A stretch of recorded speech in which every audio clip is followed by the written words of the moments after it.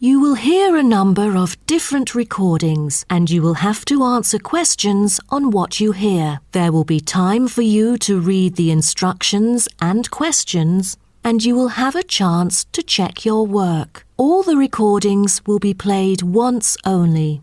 The test is in 4 sections. At the end of the test, you will be given 10 minutes to transfer your answers to an answer sheet. Now turn to Section 1. Section 1. You will hear a woman telephoning a car rental company to ask about car renting services.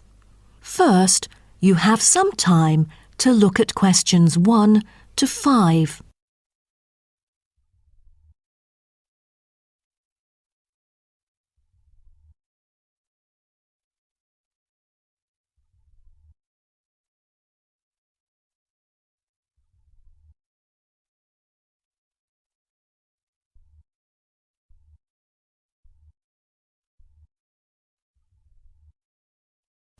You will see that there is an example which has been done for you.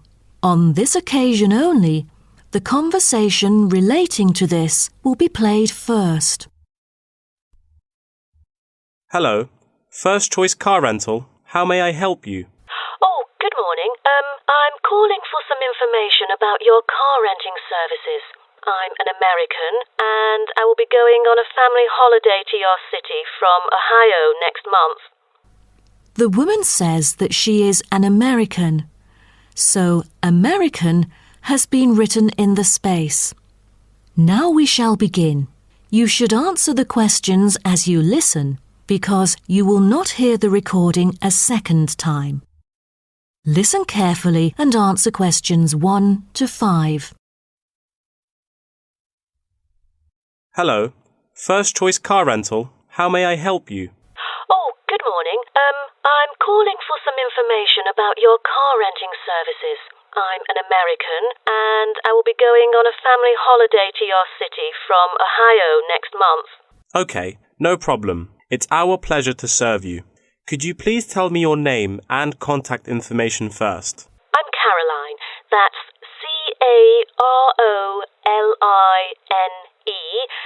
And my telephone number is 0419-6570156. Okay, I've got that. And how can I send you our quotation? If you are satisfied with our arrangement, is email all right, or should I send it by post? The latter, please. I'm afraid I'd prefer to read it on paper. That's no problem. I'm considering renting a caravan for a week, but I don't really know the price range for it, since I haven't rented any car through that method before. I think it should be within my budget of $50. You know, we have various caravans at different renting prices, according to the class of vehicle, facilities inside, mileage, etc. I'd recommend the Explorer, taking your budget into consideration, which is of good value and will cost you $39 per day. Is that okay? Of course, that's fine for me. I know the Explorer. That could save me $11 each day. You know, a family holiday will be costly. That van is perfect. I'm glad that you like it. So, do you have any particular requirements about your room in the van? How many beds are there? 1 twin bed. But there are 3 of us. My mum, daughter, and me. So, can we add another bed? No problem. For the facilities, I think a kitchen is the most important. And, of course, the stove. Before you hear the rest of the conversation, you have some time to look at questions 6 to 10.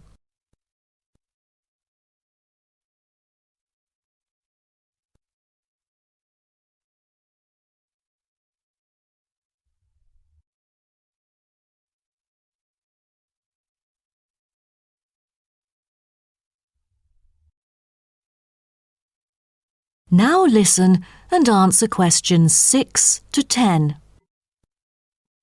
In our vans, such as Explorer, there are all the basic bedding materials you need, like pillows and blankets, as well as some equipment for daily life. And many things can be added into your room according to your needs, such as a coffee maker. Well, I need to night. And a microwave, of course.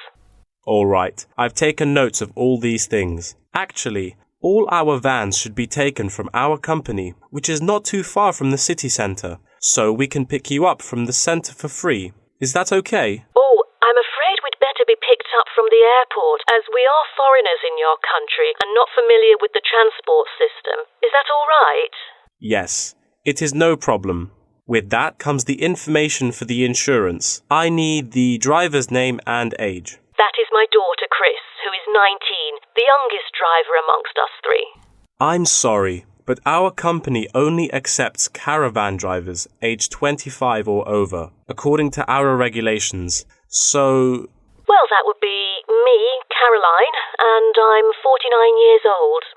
And where was your driving license issued? I mean the country. I've got a license in America, but I've also got one in Australia, which is still valid. Is it better for me to register the local one from your country? Yes, that might be better. So your registration number is... That is the end of section 1. You now have half a minute to check your answers.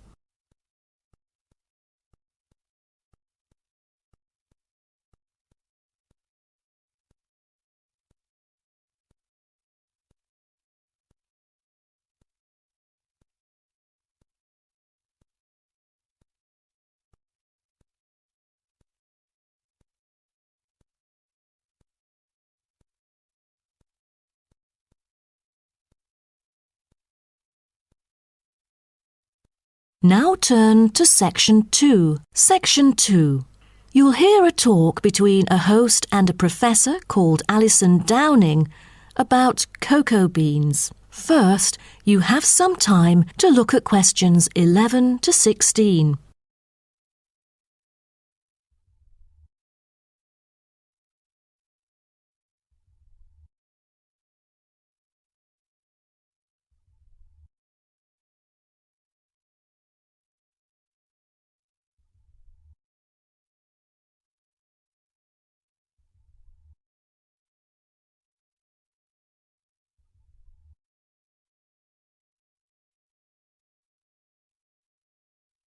Now listen carefully and answer questions 11 to 16.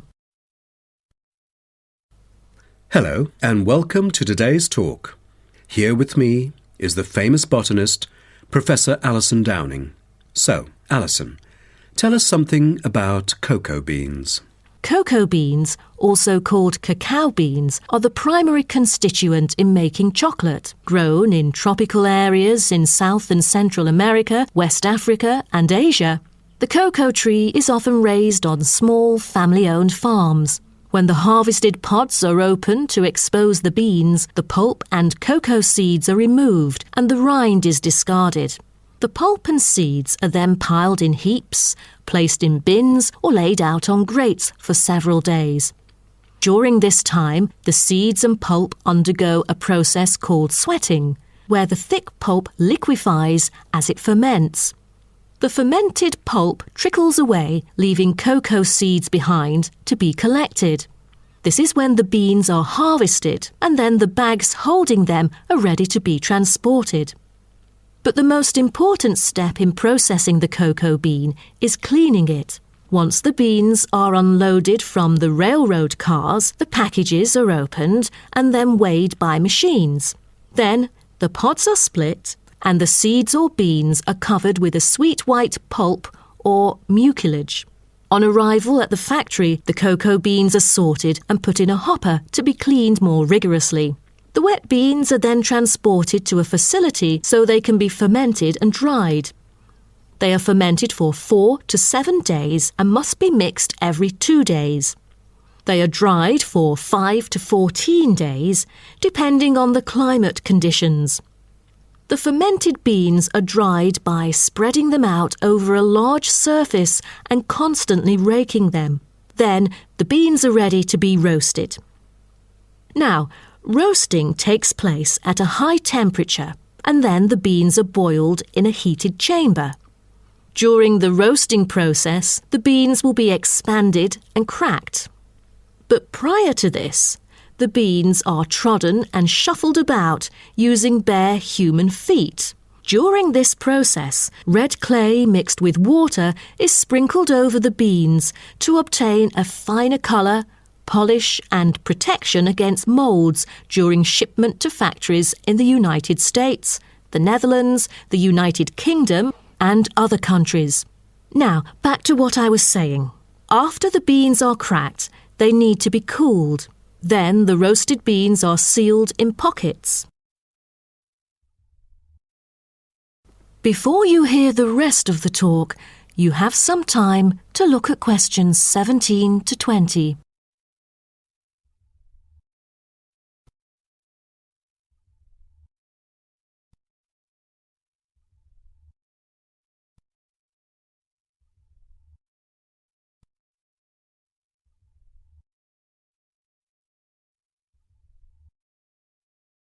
Now listen and answer questions 17 to 20. Wow, that is not a simple process, is it? But someone told me that different roasting levels of coffee can lead to different kinds of flavours. Yes, roasting coffee transforms the chemical and physical properties of green coffee beans into roasted coffee products. The roasting process is what produces the characteristic flavour of coffee by causing the green coffee beans to change in taste. Unroasted beans contain similar, if not higher levels of acids, protein, sugars and caffeine as those that have been roasted, but lack the taste of roasted coffee beans due to the Maillard and other chemical reactions that occur during roasting. The vast majority of coffee is roasted commercially on a large scale, but small-scale commercial roasting has grown significantly with the trend toward single-origin coffees served at specialty shops. Some coffee drinkers even roast coffee at home as a hobby in order to both experiment with the flavour profile of the beans and ensure the freshest possible roast. So here, I'm going to introduce some of these roasted coffee beans and their special flavours.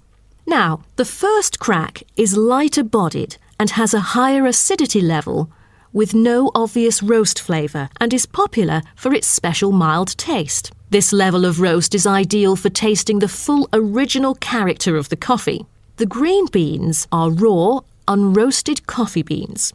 They are strictly hard beans with a smoky flavour and are slightly acidic. We've also got French roast, and the flavour that comes across in French roast coffee usually has more to do with the roasting process than the actual quality of the beans. By the time the beans are dark enough to qualify as French, most of their original flavour has dissipated. In its place come the flavours of caramelising sugar, bittersweet coffee, and often a bit of chocolate. And finally, espresso smoky.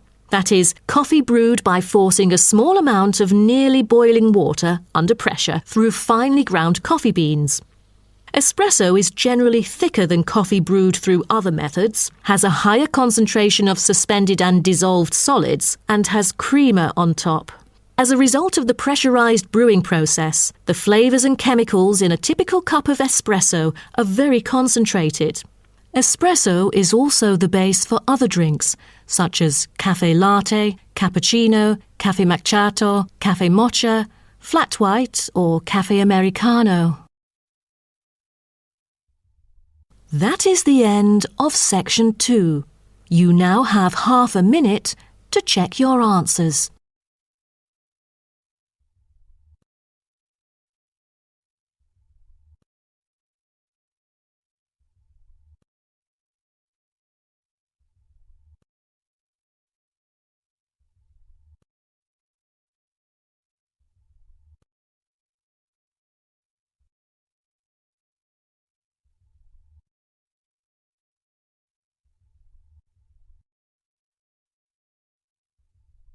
Now turn to section 3. Section 3. You will hear two students talking about the moa with the lecturer. First, you have some time to look at questions 21 to 26.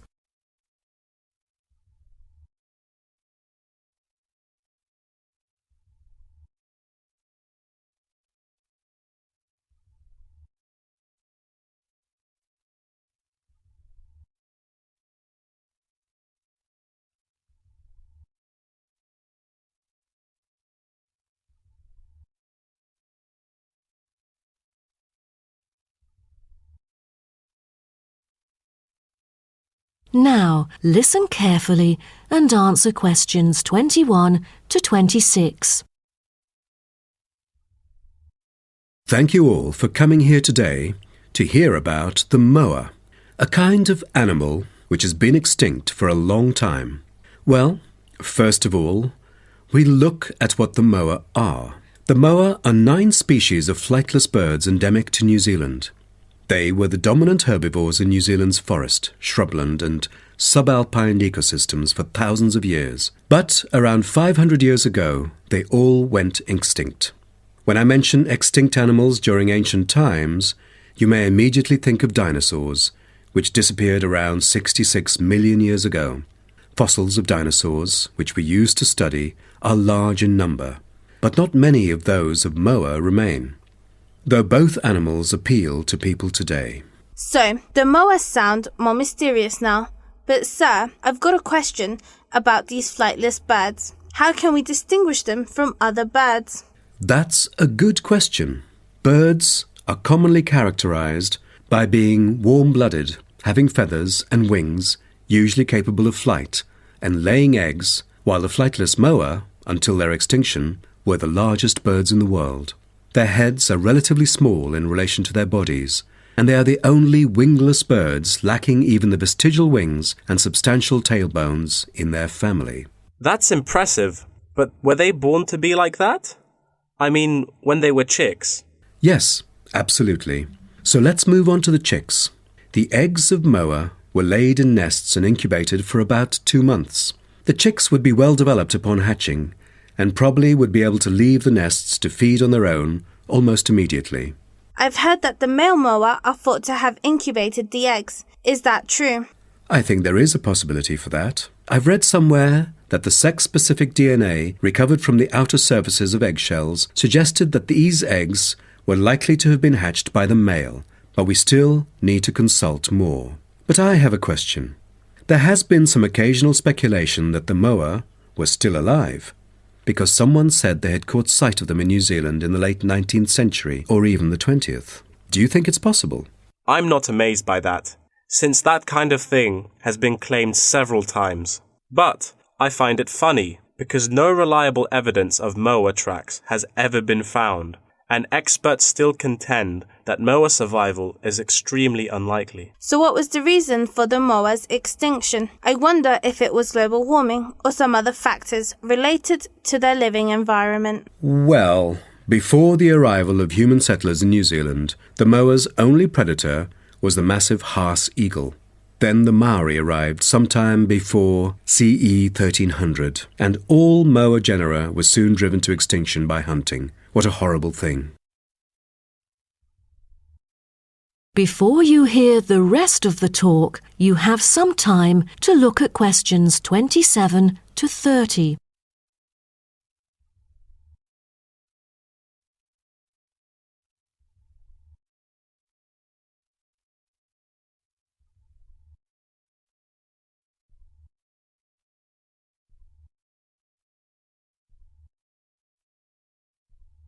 Now, listen and answer questions 27 to 30. All right, now let's look at the features of some species of moa. The South Island giant moa may have been the tallest birds ever known, and the second tallest of the 9 moa species is the North Island giant moa, with the females being markedly larger than males, both in weight and height. And I've heard that the smallest of the moa birds are the coastal moa. Is that right? Yes, you were right. And have you heard about any other kind of moa before? I know the crested moa. The eggs they laid may be larger than others. As they mainly lived in the remote interior of the southern island, their fossils are rare or absent in archaeological sites, and no egg remains have yet been identified. Are there any species of moa that have got more fossils? Yes, of course. A considerable amount of remains of the stout-legged moa exist, due to the well-preserved properties of their habitat. Their skulls reveal relatively bad vision, a good sense of smell, and a very short bill. Then there is the eastern moa. They were remarkable in having very long and narrow windpipes, which probably enabled them to make louder, more resonant calls than those of other moa, and had the greatest vocal abilities, so they could communicate when they could not see each other in the forest or at night. They used a range of senses, apart from sound, in their search for food, such as their sense of smell and vision. That is the end of section 3. You now have half a minute to check your answers.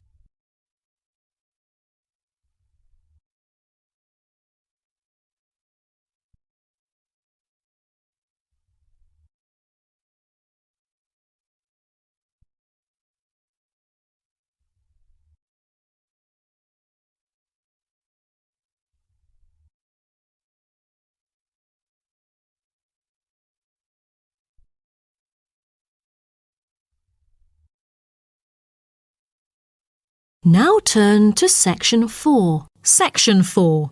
You will hear part of a lecture about time measurement. First, you have some time to look at questions 31 to 40.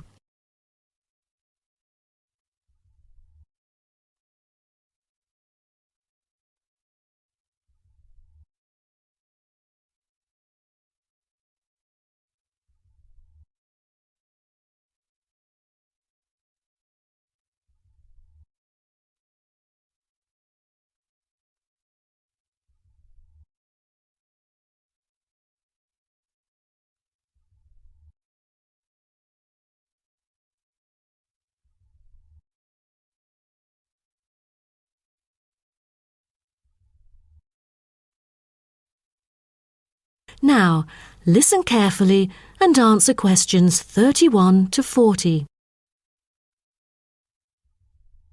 Good morning, everyone. Today, I'm going to talk about the research project I've been involved in on time measurement. Do you know how time is measured?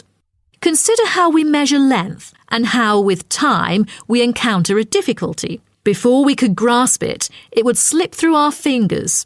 In fact, as we can see, we are forced to have the resource to measure something else, the movement of something in space or a set of movements in space. All the methods that have been employed so far really measure time by a motion in space. The measurement of time is no easy matter, a scientific unit only arrived at after much thought and reflection. As the most primitive form of measurement, the sun seems to be natural.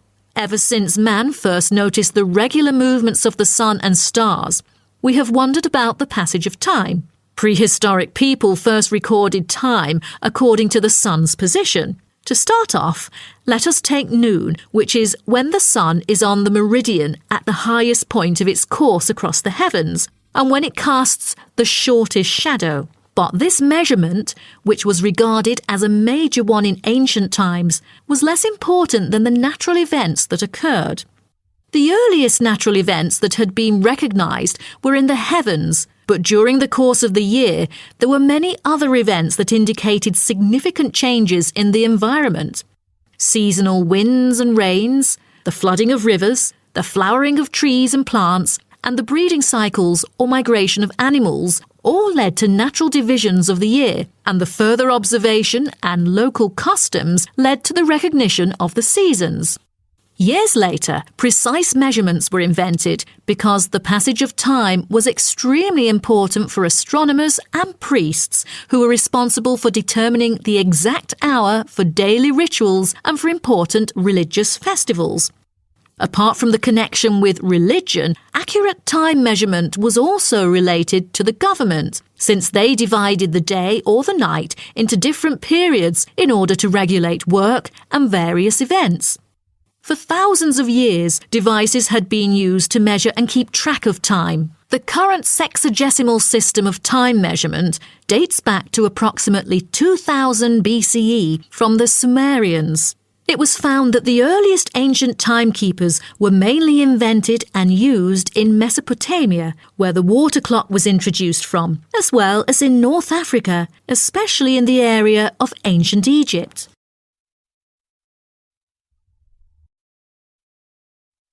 So, now I'd like to introduce you to some of the most well-known ancient timekeepers, as well as the disadvantages of them, for which they were replaced by various new forms of clocks that were used afterwards.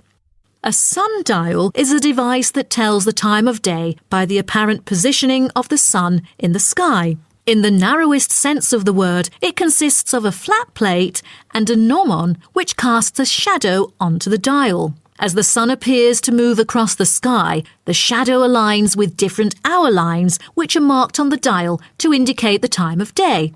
However, it was quickly noted that the length of the day varied at different times of the year. Therefore, there could have been a difference between clock time and sundial time. In addition, the sundial was of no use at night, so a water clock was invented. The water clock, or clepsydra, appeared to have been invented around 1500 BCE and was a device which relied on the steady flow of water from or into a container. Measurements could be marked on the container or on a receptacle for the water. It was reliable, but the water flow still depended on the variation of pressure and temperature from the top of water in the container. As the technology of glass blowing developed, from some time in the 14th century, it became possible to make sand glasses. Originally, they were used as a measurement for periods of time like lamps or candles. But as clocks became more accurate, they were calibrated to measure specific periods of time. The drawback, however, as you can imagine, was the limited length of time they could measure. The last timekeeper to be introduced is the fire candle clock. Candle clocks took advantage of a simple concept, the slow and consistent nature of a burning wax candle. By utilising this process, our ancestors were able to keep steady track of the time. The clocks were created by engraving the length of the candle with evenly spaced markings. Each marking represented a single unit of time, and as the wax burned down, each hour would disappear. However, the drafts and the variable quality of the wax mainly influenced the time of burning. Like oil lamps, candles were used to mark the passage of time from one event to another rather than tell the time of day. That is the end of section 4. You now have half a minute to check your answers.